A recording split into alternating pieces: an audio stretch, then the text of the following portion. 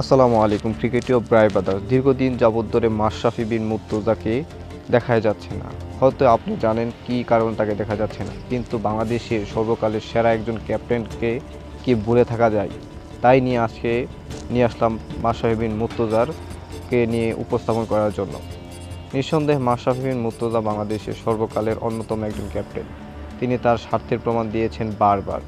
আপনি 2015 সালের বিশ্বকাপের কথায় আসুন না কেন, সেখানে কিভাবে নেতৃত্ব দিয়েছে। প্রতিপক্ষ যত বড়ই হোক না কেন, চোখে চোখ রেখে লড়াই করতে হয়।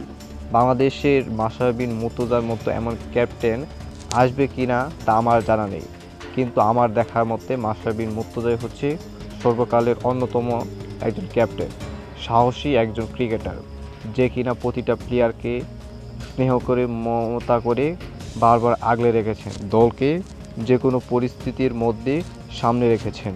তার বোলিং জাদু, ব্যাটিং জাদু সব দিক দিয়ে তিনি দেখিয়েছেন। স্পেশালি তার বোলিং ছিল অসাধারণ, যে কোনো মুভমেন্টের সময় তিনি নিয়ে আসতেন উইকেট। মাশরাফি ফ্যান হয়ে থাকলে অবশ্যই চ্যানেলটি সাবস্ক্রাইব করে দেবেন।